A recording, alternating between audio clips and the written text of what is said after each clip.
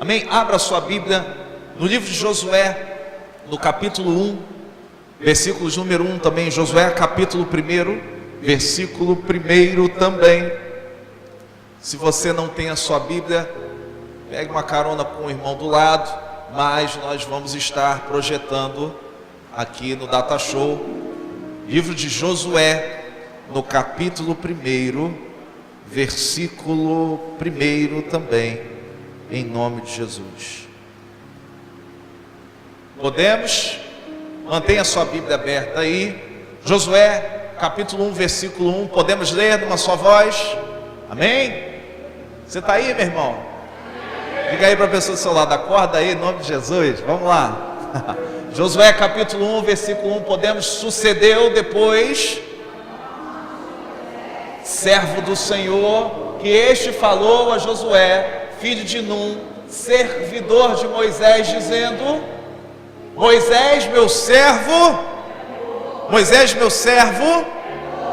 dispõe-te agora, passa esse Jordão, tu e todo esse povo, a terra que eu dou aos filhos de Israel. 3, todo lugar, vamos lá?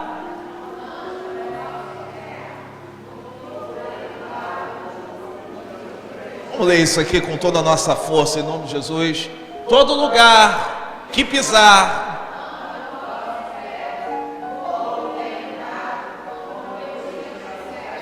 versículo 9, vamos direto para o 9. Vamos lá, não te mandei eu ser forte? Ser forte, não temas nem te espante, porque o Senhor teu Deus é contigo por onde quer que andares. Quantos creem nessa palavra? Em nome de Jesus, eu quero orar pela tua vida. Meu Deus, que essa palavra gere novas virtudes em nós. Essa palavra nos transforme, nos desperte nessa noite. Tenha liberdade a falar, Senhor, em falar no nosso íntimo, em nosso coração. Meu Deus, move coisas novas e diferentes em nossas vidas. Queremos sair daqui, Senhor, com uma nova perspectiva daquilo que Tu tem para as nossas vidas, para as nossas famílias. Nós cremos, Senhor, que Tu tem coisas novas para nós. E por isso, Senhor, nós agarramos essa palavra em nossas vidas. Move, Senhor, no nosso interior, faz milagres no nosso meio e nos levanta com mão forte, Deus, nessa noite, em nome de Jesus. Amém e amém. Você pode sentar.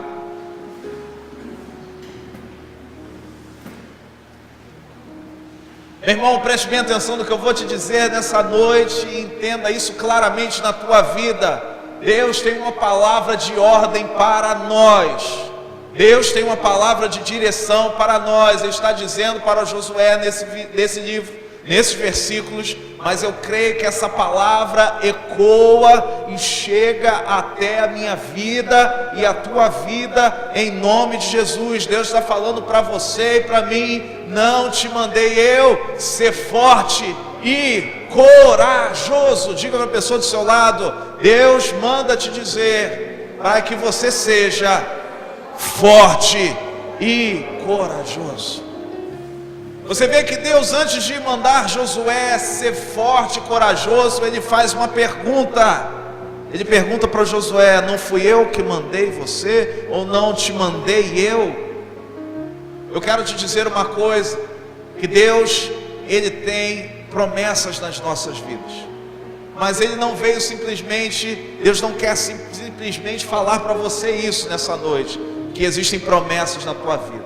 Ele está falando o seguinte, que além das promessas que existem na sua vida, Deus, Ele quer tratar de você em meio às promessas. Deus não quer simplesmente que você morra sabendo que você tem ou tinha promessas. Deus quer fazer com que todas as promessas que Ele estabeleceu nas nossas vidas sejam assim recebidas por nós. Por isso Ele fala: não te mandei eu, não fui eu que te coloquei nesse caminho, não fui eu que te direcionei, não fui eu que te levantei. Ser forte e corajoso. Quantos recebem de Deus essa palavra? Mas eu quero te dizer, Deus nesse momento pega Josué e o encoraja. Só precisa ser encorajado quem precisa de coragem. Quero perguntar a você quantos momentos da sua vida que Deus revelou um novo caminho para você e você teve medo. Não, receio de colocar o pezinho ali, né? Quando ele fala, meu Deus, tá, eu quero te obedecer, mas eu sei que se eu colocar o pé, sabe? Deus está falando para você, ser forte e corajoso. Só precisa de incentivo para ser forte quem é fraco. Quantos momentos da sua vida você olha para si e fala assim, meu Deus, mas eu achava que eu tinha força, mas eu não tenho. Eu achava que eu tinha poder, mas eu não tenho. Por isso Deus fala para Josué, ser forte, porque só precisa ser motivado a ser forte quem não tem força. Só precisa ser motivado a ser corajoso quem não tem coragem. Passamos por momentos assim. Por mais que a gente saiba que Deus está no negócio, nós nos sentimos fracos e com medo. Já aconteceu isso com você? Por isso Deus está falando para você, não fui eu que mandei, não fui eu que dei o caminho para você. Ser forte e corajoso. Ele diz no versículo 9, porque o Senhor teu Deus é contigo por onde quer que andares. Deus é contigo. Se foi Ele quem estabeleceu a promessa, Ele é quem cuida de você. Mas existem coisas que nós vivemos quando estamos indo em direção à promessa. Saber que tem promessa, que existem promessas para nós é muito bom. Mas existem coisas que nós vivemos em direção às promessas. Coisas que Josué viveu, coisas que Moisés viveu, coisas que Davi viveu, coisas que Elias viveu e coisas que nós viveremos. São etapas importantes na nossa vida, em que todas elas nós vemos o agir de Deus claramente. E saiba que esses momentos da sua vida não são para que você morra, por mais que você pense que são. Porque tem momentos, tem coisas que nós vivemos que fazemos como o povo de Israel no deserto. Falamos assim, Senhor, eu criei na tua promessa, mas o Senhor me trouxe para cá, mas parece que não me trouxe para morrer. Deus não quer te levar para um lugar para que você morra.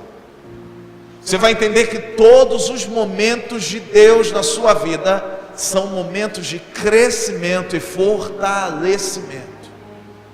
Vive isso quem se permite ser cuidado e tratado por Deus. Quem quer viver as promessas de Deus com as suas próprias forças, talvez não consigam resistir até o final. Por isso, Deus está incentivando Josué, mas ao mesmo tempo está lembrando a Josué quem ele era. Ele está falando para Josué que com a sua própria coragem, com sua própria força, ele não conseguiria chegar a lugar nenhum. E talvez os nossos grandes impedimentos na vida, talvez as tuas grandes dificuldades na vida, sejam porque você ainda insiste em tentar com a sua própria força e com a sua própria coragem. Mas nesse momento Deus quer te desarmar. Deus quer tirar as armas das suas mãos para mostrar que o Senhor dos Exércitos é Ele, não nós. Para mostrar que a batalha pertence a Ele, não a nós. Então, creia que a batalha é do Senhor, meu irmão. A batalha é do Senhor. Essa luta não te pertence, você está no meio dela, mas a batalha é do Senhor. Amém? O tema da mensagem dessa noite é em direção às promessas. Quantos creem que estamos em direção às promessas? Deus tem promessas liberadas nas nossas vidas e devemos estar em direção delas. Assim como aconteceu na vida de Josué. Você vai ver que o que aconteceu na vida de Josué acontece na vida de todo mundo, na vida de cada um de nós. Nós vivemos em lugares diferentes, processos iguais, processos muito parecidos. Então você vai perceber semelhanças no que Josué viveu, no que Moisés viveu, coisas que você vive no teu cotidiano, processos que você vive todos os dias, e que em todos eles nós podemos ver a mão do Senhor nas nossas vidas. O que acontece com Moisés? O que acontece com Josué? Você sabe, como eu gosto de dizer, se você nunca leu isso na Bíblia, eu acho que pelo menos na novela você deve ter visto isso.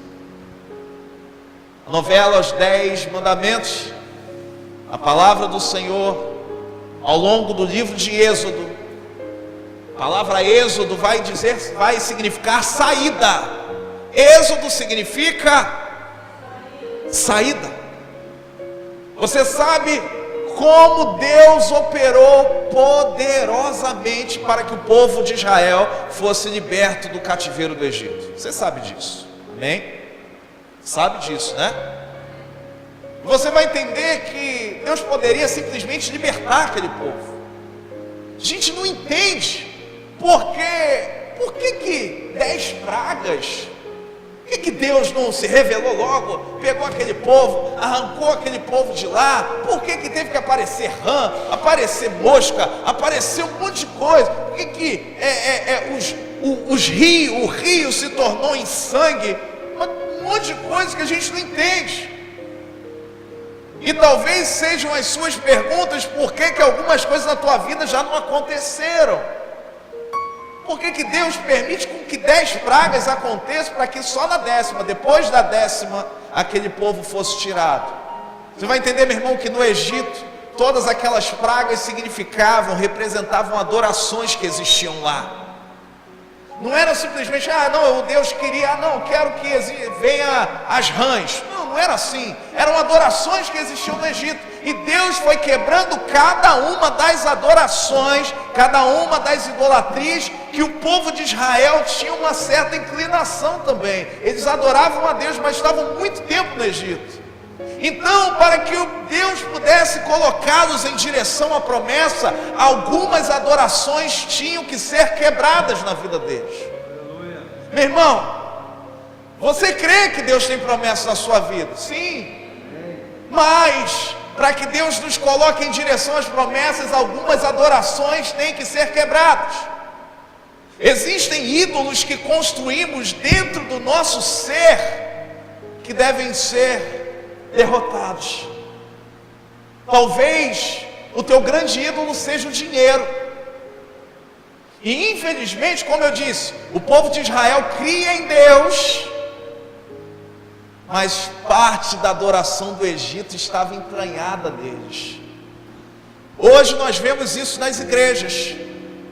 Adoramos a Deus, mas parte da idolatria do Egito tem alcançado a igreja. Tem igreja que não consegue parar de falar de dinheiro de jeito nenhum. Tiraram Cristo do centro e colocaram as finanças. E por isso que Deus, para que algumas coisas sejam movidas, Deus tem que quebrar aquela idolatria. Não pense, não veja esse momento de crise nacional somente como um problema de governo. É Deus quebrando a idolatria do povo quanto a dinheiro. Hoje, meu irmão, quando nós temos dinheiro para ostentar, é fácil idolatrar dinheiro. E agora? Como é que vou pregar teoria, o evangelho da prosperidade para você, que você tem que ter tudo, que você vai ter 10 comércios? Como é que eu vou te dizer isso? Graças a Deus que Deus está quebrando essa idolatria quanto a dinheiro no meio das igrejas. Por isso, para alcançarmos a promessa, Deus tem que quebrar algumas idolatrias. E foi assim. O povo foi liberto, o povo foi tirado. Assim, quando as nossas idolatrias são quebradas, nós somos libertos. Hoje, se não existe idolatria, se você consegue olhar o Senhor teu Deus como o primeiro lugar na tua vida, você sabe que hoje não existe barreira. Hoje você está ligado aos céus. Hoje você pode se considerar livre, amém? Hoje se você entender que o véu foi rasgado, Hoje temos ligação direta com o Senhor. Então, meu irmão, nenhuma idolatria pode nos parar e interromper a ligação com Deus. Você entende isso? Mas sabe o que acontece? O povo é tirado do Egito. Você e eu fomos libertos um dia, ou talvez você esteja num processo de libertação, num processo de retirada do Egito. Aí nós falamos assim, estava falando com os irmãos na nossa aula de batismo. Nós achamos muitas das vezes que colocamos o pé no caminho do Senhor e as coisas automaticamente vão fluir como um mar de rosas na nossa vida. Não são assim. As coisas não se movem desse jeito. Mas como eu disse, em todos os momentos nós vemos o cuidado de Deus na nossa história. Sabe o que acontece? A primeira coisa que o povo vê após a libertação é o primeiro processo nosso na vida, chamado Mar Vermelho. Então você vai entender que o primeiro processo que acontece na tua vida em direção às promessas se chama Mar Vermelho. O que era o Mar Vermelho para aquele povo? O Mar Vermelho representava impossibilidade. E não é assim que acontece contigo? Bastou o Senhor te tirar do Egito, começam a aparecer as causas impossíveis. Foi só o Senhor te libertar e as coisas começaram a ficar difíceis. Era muito mais fácil olhar para aquele Mar Vermelho e falar assim: nós não temos condições de continuar saindo desse lugar. Era mais fácil para o povo voltar, sim ou não? Era mais fácil eles voltarem para o Egito. Faraó, me desculpe, eu me rendo. Eu achei que dava para a gente fugir, mas olha, demos de cara com o Mar Vermelho. Acho que é melhor a gente ficar aqui no Egito. As primeiras impossibilidades da tua vida fazem você refletir se vale a pena ou não continuar nesse caminho. Aconteceu isso contigo? Acontece isso contigo? Você já se parou pensando, já se analisou pensando, refletindo diante de Deus: Senhor, será que vale a pena? Será que você nesse momento está vivendo um tempo de impossibilidade? Será que o que você tem visto à tua frente, Deus te libertou, algumas idolatrias foram quebradas, graças a Deus, mas hoje o que tem diante dos seus olhos é um negócio chamado Mar Vermelho. E mar, parece que não tem fim, parece que não vai acabar, parece que não vai mudar. Talvez se você tentar colocar o barco para remar nesse mar, você vai morrer. Você não se vê em condições de atravessar esse mar. Essas são as impossibilidades que nós vivemos. Esses são os momentos difíceis que eu e você vivemos. Mas Deus tem uma palavra para nós. Assim como Deus falou com Moisés, porque aquele Mar Vermelho representava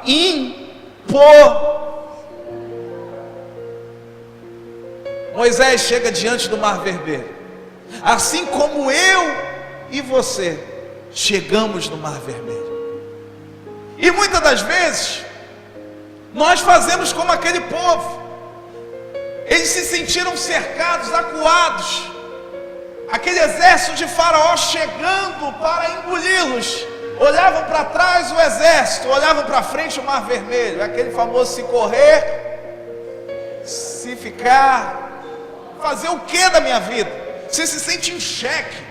Qualquer lugar que você se movimente, a coisa parece que não anda, parece que não vai mudar nada. Aí Deus fala para nós, assim como falou para Moisés. Aquele povo começou a clamar desesperadamente: meu Deus, e agora? Tu me trouxe para cá, tu me trouxe para morrer. Era melhor fazer sepultura lá no Egito, diante do mar. O que eu vou fazer na minha vida? Deus fala para Moisés: Moisés, por que o teu povo ainda clama? Diga a eles que marchem.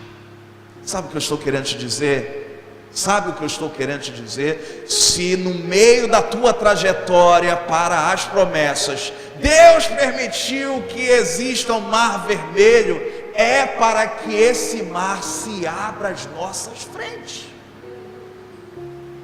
Deus não te levou para frente do Mar Vermelho para você morrer, meu irmão. Para de achar que Deus quer somente fazer na tua vida um escárnio para o mundo. Parece que Deus está de deboche conosco. Mas não creia que se o Senhor nos colocou de frente para o mar, Ele mesmo cuida para que o mar se abra diante de nós. Então você vai entender que o mar vermelho, se está à nossa frente, isso não é triunfalismo não, estou falando que as impossibilidades se levantam. Mas por que as impossibilidades se levantam? Para provar que Ele é Deus na tua vida.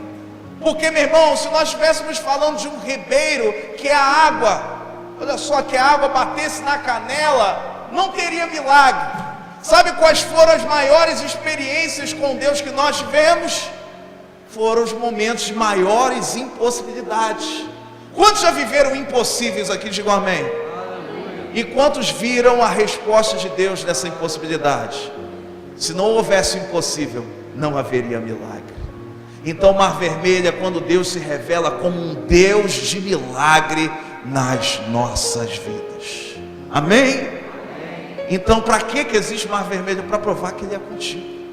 É para provar que Ele cuida de você nesse processo.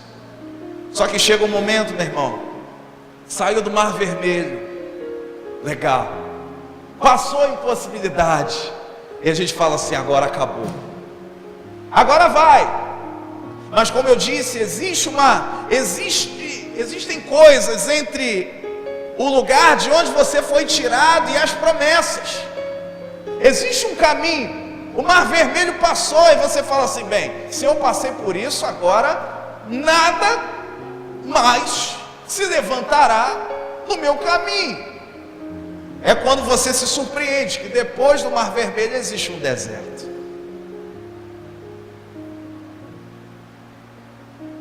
E aí não são mais somente impossibilidades. É no deserto, como falamos pela manhã, deserto é um lugar sem recurso. Deserto é um lugar que aparentemente é de morte. Deserto é um lugar que ninguém quer estar. Deserto é um lugar de passagem, mas não é bom passar por lá, sabe? Você vai reparar, meu irmão, que no deserto o povo começa a reclamar de novo. É no deserto que o povo começa a murmurar novamente: Moisés, temos fome. Moisés, temos sede. Você vê que o milagre do Mar Vermelho já não era suficiente mais para manter aquele povo firme. E assim somos nós. Eu quero te perguntar se de repente essa semana você se pegou avaliando se Deus tinha poder para mudar alguma coisa na tua vida. Quantos milagres Deus já não fez na tua vida? Quantas coisas Deus já não fez? E mesmo assim nós ficamos: Deus, será que tu tem poder? É assim que acontece conosco no deserto. No deserto a nossa adoração é provada. No deserto a nossa retidão é provada. Porque você vai ver que no deserto, antes de entrar no deserto, Moisés fica 40 dias, 40 noites acima do monte, no monte, falando com Deus.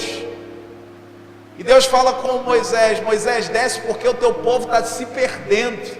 Eles tinham acabado de viver o milagre do Mar Vermelho. Fala: olha, o teu povo está voltando à idolatria. É no deserto que o povo volta. É no deserto que o povo retrocede. Mas Deus não quer que você retroceda. Quando Moisés desce, o povo já tinha construído um bezerro de ouro. Para você ver, um povo tinha acabado de viver milagres. Como nós falamos, meu irmão, quantas pessoas talvez você conheça que vivem milagres, que viveram milagres e hoje não estão conosco mais. Simplesmente retrocederam. Não estou simplesmente julgando, nós não temos esse poder de julgar ninguém, mas você vê que isso acontece aos montes.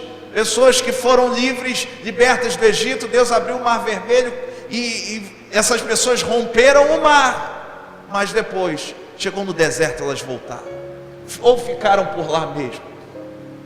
No deserto, como eu disse, é um lugar de passagem. Mas por que nós passamos pelo deserto? Você vai ver que no Salmo 23 vai dizer: ainda que eu ande pelo vale da sombra da morte, não temerei mal nenhum, porque o teu bordão e o teu cajado me consola. Sabe o que eu estou querendo dizer? Que existe um consolador na tua vida no momento do teu deserto. No momento em que você está desesperado, olha para os lados, deserto é tudo igual. Você olha para trás, olha para frente, é tudo igual. Parece que não tem saída, parece que não tem recurso, parece que não vai haver provisão. Mas é nesse momento que o Senhor se revela como o pastor da tua vida, e nada nos falta. Tudo aquilo que é necessário para nós na travessia do deserto, Deus provê para que você não morra nele. Eu quero te perguntar, quantos desertos você já passou na vida? Já passou por algum? Aquele momento que faltou, parecia que ia faltar recurso, aquele momento que parecia que ia faltar provisão. Eu quero te dizer, está aí vivo, não é? Você é a prova viva de que Deus é fiel. Então Deus se revela como consolador no meio do deserto. Olha, você vai ver no Salmo 23 que ele fala que nos pastos verdejantes ele nos faz descansar, e no vale da sombra da morte ele nos faz passar. Ele não quer que você descanse no deserto, ele não quer que você deixe no deserto, ele quer que você passe pelo deserto. Ele quer que o deserto seja um processo necessário, mas temporário na tua vida. Ele não quer que você viva o tempo inteiro lá, mas o deserto é um período necessário na tua vida, mas temporário. Por isso ele fala, pelo vale da sombra da morte ele nos faz passar, mas pelos pastos verdejantes ele nos faz descansar. Então, o que eu vejo no Mar Vermelho, Deus se revelando como Deus de poder, como diz o Salmo 43, por que te abates, ó minha alma? Por que te perturbas dentro de mim? Espera em Deus, pois ainda o louvarei. Por que Deus permite que você passe pelo deserto? Para que Ele se revele como pastor, para que Ele se revele como consolador da sua vida. E como diz o Salmo 23, o Senhor é o meu pastor, e de nada sentirei falta. Você sabe o que é estar no deserto e não sentir falta de nada? Saber que Deus está provendo e cuidando de você, e por mais que no teu redor pareça que não tenha recurso, Deus faz com que recursos apareçam para que você não morra nesse deserto. Como Elias, que se refugiou debaixo de um zimbro, ficou desolado. Deus faz até com que aves de rapina alimente o servo de Deus, para que assim as suas promessas se cumpram. Passou pelo Mar Vermelho, ótimo. Passou pelo deserto, legal. Mas foi no deserto que o povo se perdeu. Nesse deserto, Deus estava prestes a liberar a promessa sobre aquele povo. Moisés levanta 12 homens e fala assim: vocês vão ser meus espias. É como se fossem espiões. Vocês 12 vão até a terra que Deus nos prometeu, e depois vocês vão voltar trazendo um relatório de como é lá. E vão os 12. E no meio desses 12 existiam 2 homens, um chamado Caleb e outro chamado Oséias. Você conhece Oséias? Oséias teve o nome trocado por Moisés para Josué. Moisés troca o nome de Josué, que o nome era Oséias. Oséias significa salvação. Moisés chega para Oséias e fala assim: agora o teu nome será Josué, não vai ser mais salvação. Josué significa Deus é a salvação. Você não será mais salvação, você será o símbolo de que Deus é a salvação. Vão os 12. Os 12 chegam lá e trazem um relatório. 10 dos espias falam assim: olha, a terra é maravilhosa, porém existem homens lá que nós não vamos conseguir derrotar. A promessa estava muito próxima, mas por mais que eles já tivessem vivido milagres, eles não conseguiam crer que Deus poderia mover naquilo tudo. Eles falavam assim: olha, existem cachos de uvas gigantes naquele lugar, mas existem homens, filhos dos Anaquins, que eram gigantes, que nós não poderemos derrotar. E somente 2 homens conseguem ver a promessa com a perspectiva de Deus. Somente 2 homens, Josué e Caleb, conseguem chegar naquele lugar. Eles viram os gigantes, como aqueles outros 10, mas falaram assim: olha, eia e possuamos a terra que Deus prometeu para nós. Meu irmão, você acha que, e nós temos a visão da promessa como um oásis, achamos que a promessa, quando falamos assim, Deus tem promessa na tua vida, você imagina um coqueiro, uma rede e um rio. Nesse lugar vai haver muralha, sem nenhum tipo de piada dos flamenguistas. Que a muralha vai cair, em nome de Jesus. Vai ter lá muralhas, vão ter levantes, mas a tua promessa está lá. Deus falou que é aquele lugar, por mais que pareça que não seja, mas Deus falou que a promessa é ali. Então Josué e Caleb falaram: olha, vamos lá. Caleb fala: não, vamos lá. E sabe o que acontece? Olha como é que é, olha qual é a diferença daqueles que veem a promessa na perspectiva de Deus e aqueles que veem a promessa na perspectiva do homem. Sabe o que acontece com o povo? O povo segue a ideia dos 10 que falaram que era muito boa a terra, mas era muito perigoso, sabe? Não, é bom. A promessa de Deus é boa, sim ou não? A vontade de Deus, a palavra vai dizer que a vontade do Senhor, ela é boa, ela é perfeita e ela é agradável.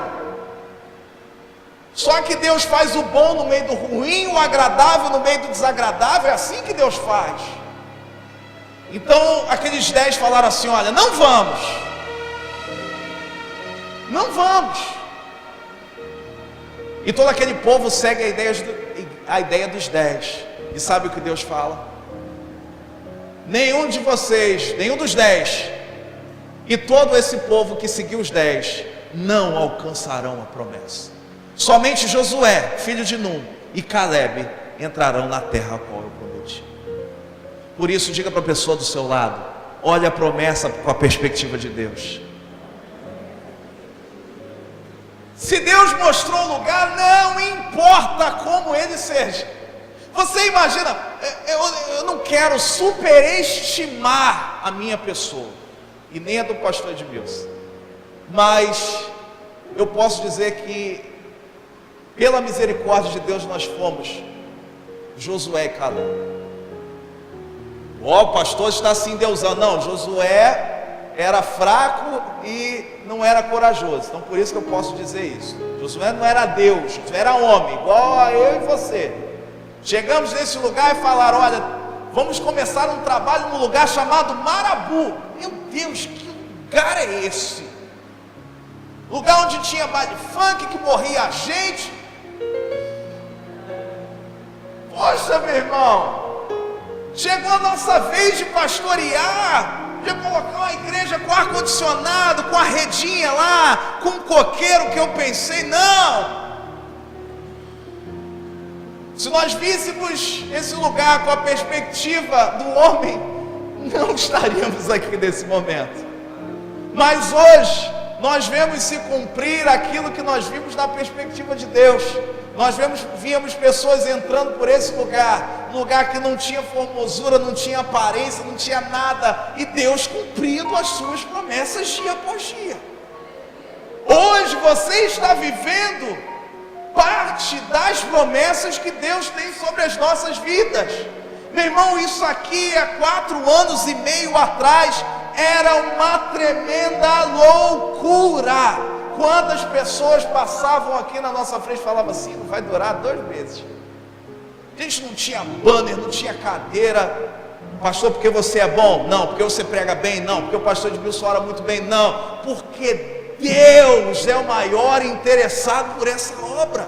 A obra é de Deus, não é nossa. Deus é o dono dessa obra. Você lembra? Olha só, não te mandei eu? Não fui eu que mandei você ser forte e corajoso. Deixa Deus encorajar você. Como eu disse, Deus faz o bom no meio do ruim, o agradável no meio do desagradável. Mas Deus cumpre com as suas promessas.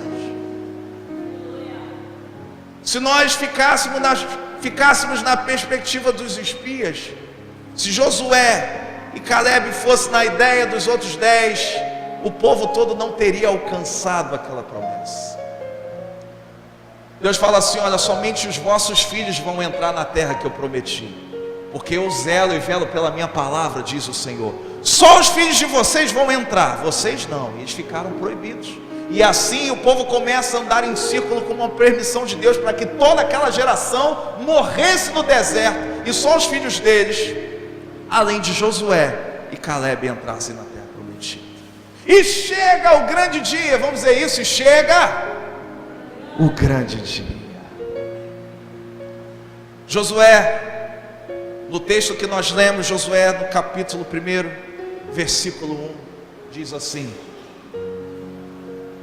sucedeu depois da morte de Moisés, servo do Senhor, que este falou Josué, filho de Num, servidor de Moisés, dizendo: Moisés, meu servo, ou seja, agora é você, meu filho, agora é contigo. Moisés liderou, agora chegou a tua vez. Moisés, meu servo é morto, dispõe-te agora e passa esse mais um obstáculo. Dispõe agora e passa esse.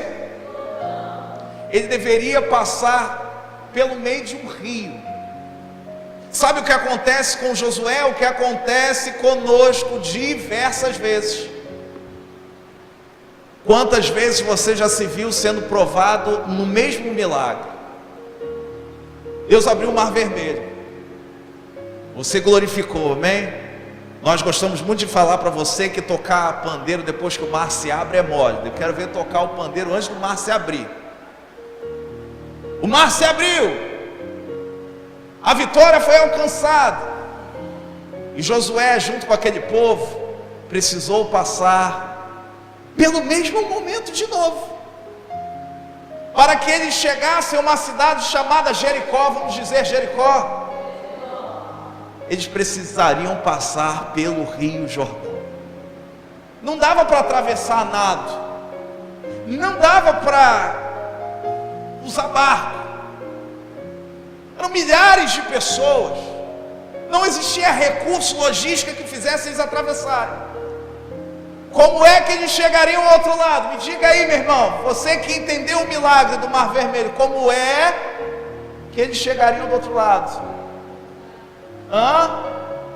Deus precisaria abrir o rio Jordão. Nós muitas das vezes somos provados 2 vezes na mesma causa, para saber se ainda estamos firmes no nosso propósito. É quando você se vê vivendo a mesma coisa novamente, de novo, outra vez. E você fala: Senhor, mas de novo, Senhor, outra vez. Como eu disse, se o processo é de Deus, Deus é quem? Vamos lá, Deus é quem cuida. O mesmo Deus que teve poder para abrir o Mar Vermelho, não teria poder para abrir o Rio Jordão? Sim ou não? Olha o que Deus faz. Fala com Josué ser forte e corajoso. Dispõe-te, atravessa esse Jordão.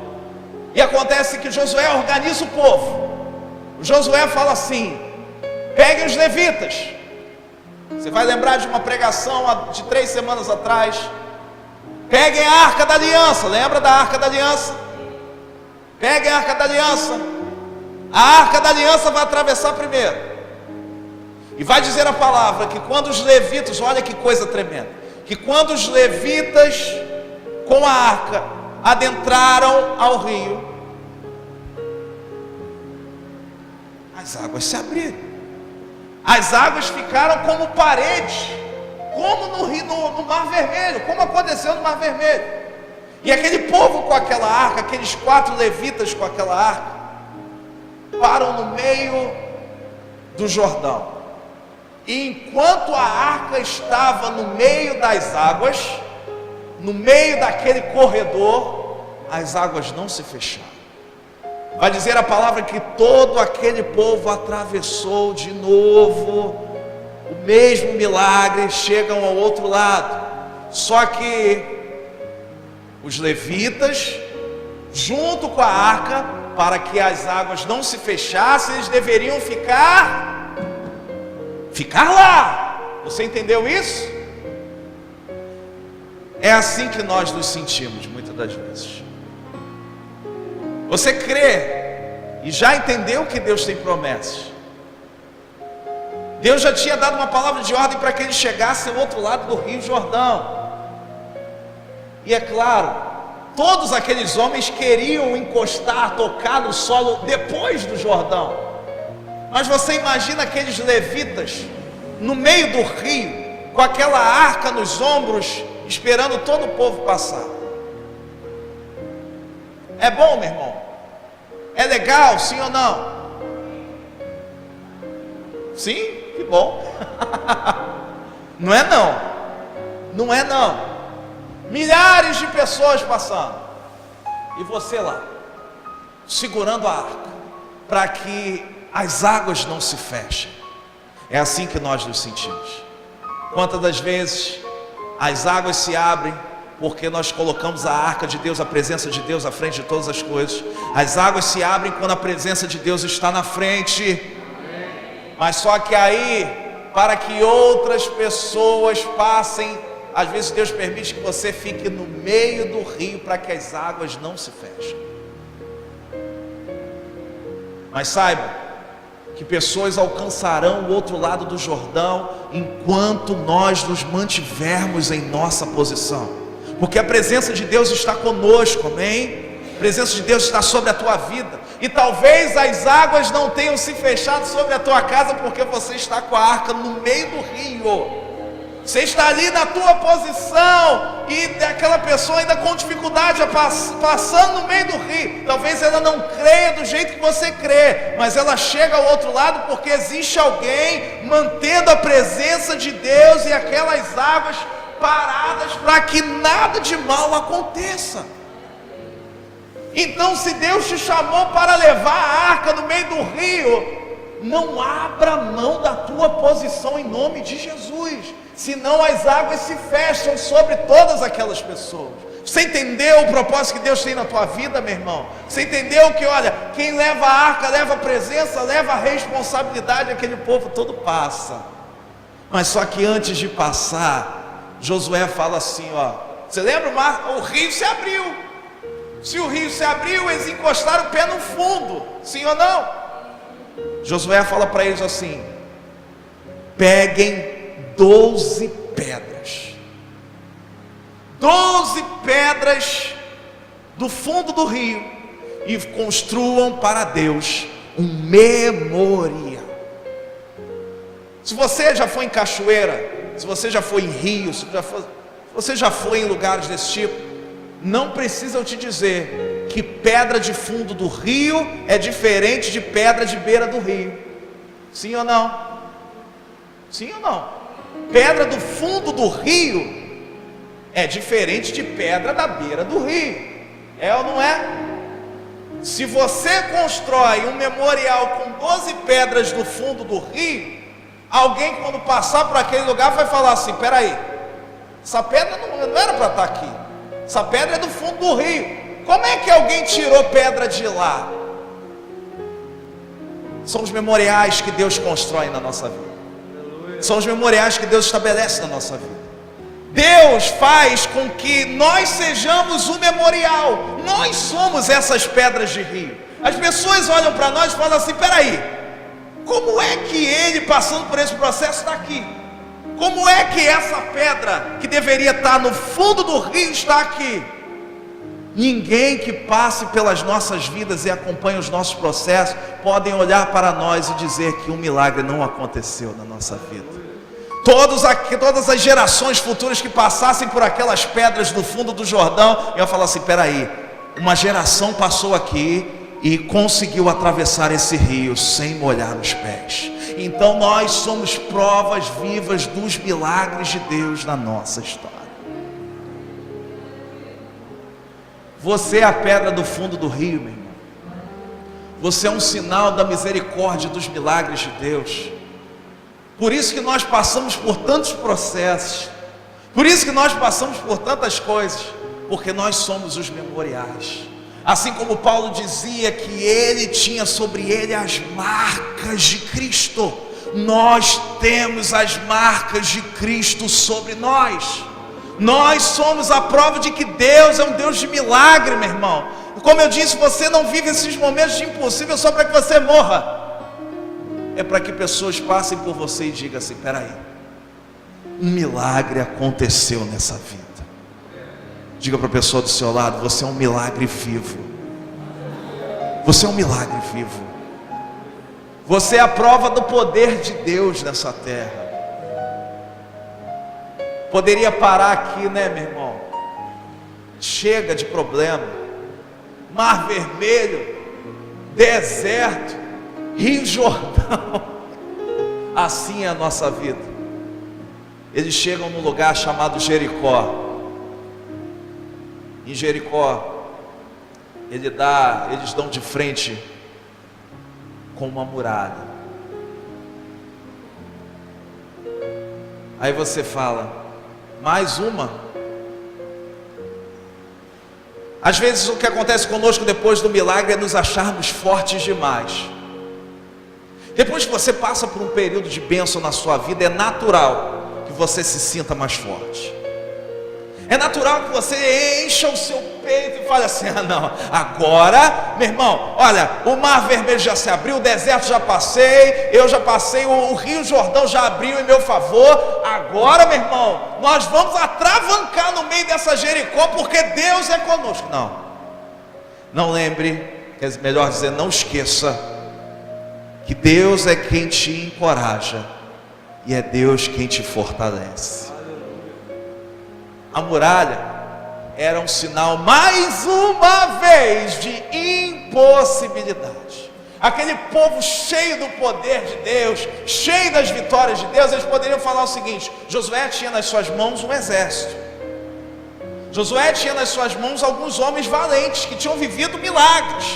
Meu irmão, ninguém segura uma pessoa que vive milagre. É difícil de você conter a pessoa. Calma, irmão. Olha, irmão, Deus é contigo, mas vamos com calma, tem um processo. Não, aí você quer dar chute na muralha, você quer fazer um monte de loucura porque você crê que a muralha vai cair. E Deus dá uma estratégia a Josué. Vamos terminar com a muralha de Jericó. Chega de problema por hoje. Deus dá uma estratégia para Josué. Josué, levante 7 sacerdotes. Sacerdote, você já viu o exército com sacerdote, irmão? Sim ou não? Você já viu no exército, marinha, aeronáutica, polícia militar, alguém sacerdote? Não. Peraí, eles iam para a guerra. E Deus fala: levante 7 sacerdotes.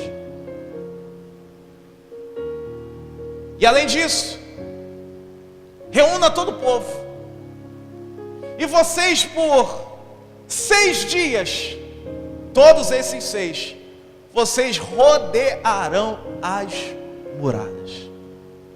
Você imagina aquele povo querendo possuir aquela terra e eles simplesmente rodeando a muralha. Mas Deus dá uma ordem a Josué e aquele povo, e essa ordem é para nós. Se você não quer perder essa promessa no meio do caminho, você quer receber a promessa que Deus tem sobre a sua vida, é o mesmo princípio.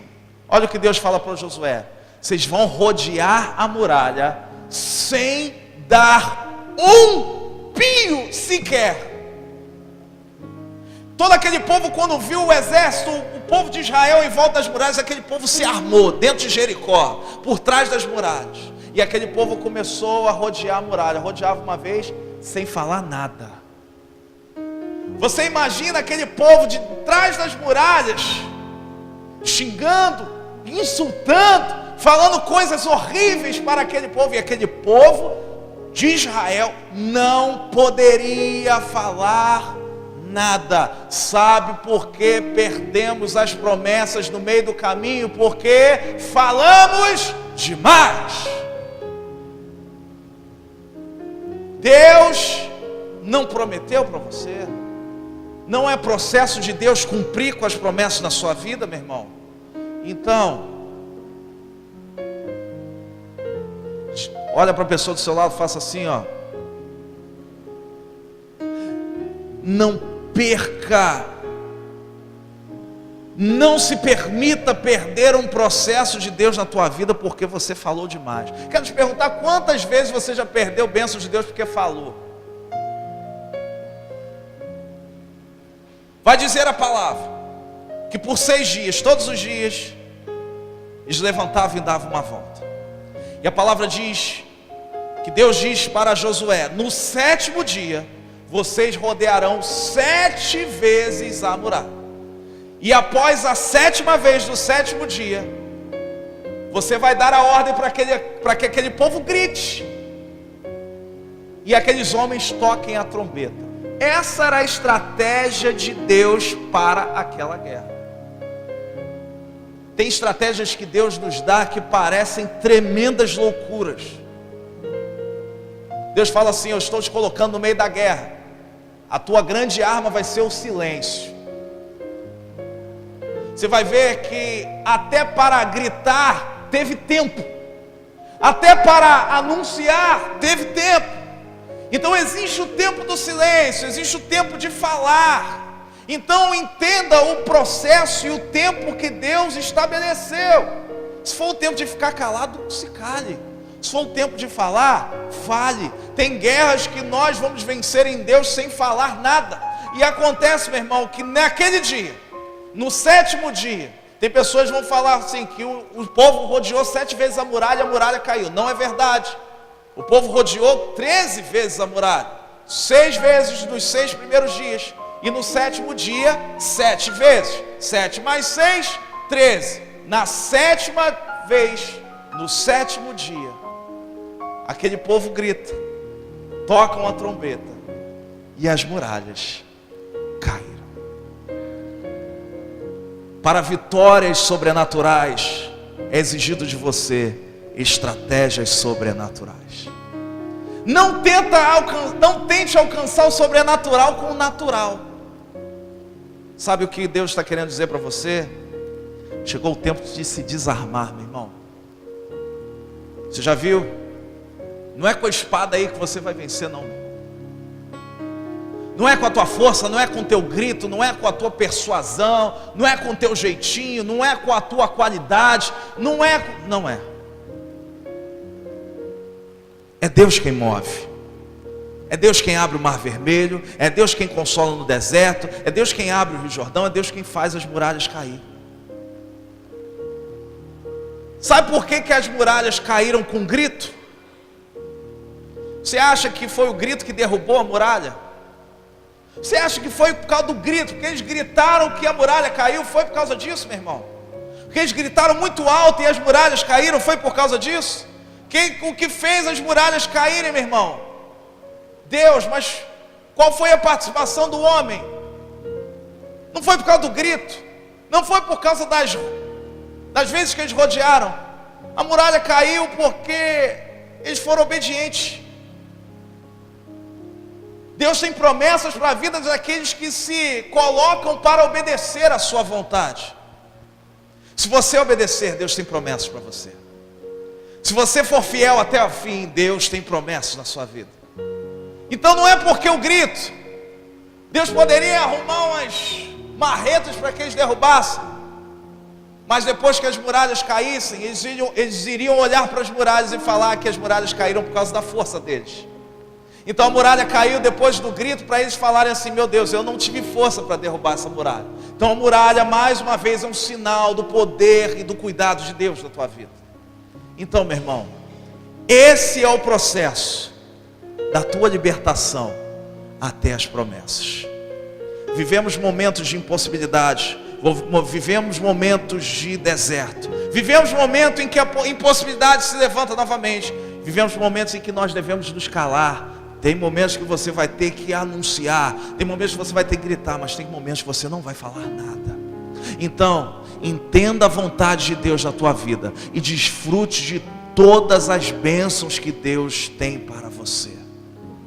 Você crê que Deus tem bênçãos na sua vida? Isso é para aqueles que se dispõem a viver o processo. Deus quer que nessa noite você olhe para a promessa, para que você olhe para as palavras que Ele libera sobre a tua vida. Deus quer que você olhe para as promessas com a perspectiva dEle, não com as tuas. Talvez você olhe para as promessas de Deus e se desanime, mais do que se anime. Deus quer libertar os seus, Deus quer salvar a tua casa. Mas você vê que o processo para a salvação da tua casa é difícil, isso te desanima. Você vê que o processo da libertação, de repente, do teu filho, do teu marido, da tua esposa é difícil. Talvez o processo te desanime, tenha mais força na tua vida do que a própria bênção, do que a própria promessa. Mas deixa eu te dizer, Deus quer abrir os teus olhos espirituais nessa noite, para que você enxergue a promessa não com os teus olhos, mas com os olhos que Ele coloca na tua vida. Então quero te dizer, meu irmão, Deus tem promessas para nós. Deus tem bênçãos nas nossas vidas, mas só vive as promessas aquele que for fiel até o fim. E talvez hoje você se sinta com a tendência a cair. Talvez você olhe para a tua vida e não se sinta com forças para continuar lutando. Mas deixa eu te dizer uma coisa: Deus não te chamou para lutar. Eu vou repetir para você: Deus não te chamou para lutar. Deus te chamou para ser obediente em meio à sua luta, porque a batalha é do Senhor. Deus é Deus, o Senhor dos exércitos. Todo o poder está nas mãos dele, não nas nossas mãos. Deus só te chama para o meio da batalha para que você seja obediente. Se você colocar a mão na espada, tu vai morrer, meu irmão, espiritualmente dizendo. Então, permita que Ele vá à frente da tua vida, e assim você desfrutará de todas as vitórias conquistadas em meio às batalhas. Então, meu irmão, essa palavra é para quem quer ser fiel. Mesmo com dificuldades, essa palavra é para quem quer lutar no sentido de ser obediente. A tua maior luta é contra você mesmo. Tua maior luta não é contra o teu marido, contra a tua esposa. Tua luta não é contra a carne nem sangue. A tua maior luta é contra você. Se você for obediente, todas as promessas de Deus se cumprirão na tua vida. Não sou eu quem digo, é a palavra de Deus que diz para você. Quer que se cumpra? Você quer que se cumpra? Deus está chamando nessa noite um povo disposto a obedecer. Você quer colocar o teu coração para que Ele te ajude a obedecer a sua vontade? Você precisa de ajuda para que Ele te mostre como é que se obedece? Deus está procurando os fracos e os medrosos, para que se tornem fortes e corajosos. É você quem Deus chama, sou eu a quem Deus chama. Deus está te chamando nessa noite. Deus quer transformar a tua vida em meio ao teu processo até as promessas. Nós estamos indo em direção às promessas. Você crê? Então deixa Deus falar contigo nessa noite.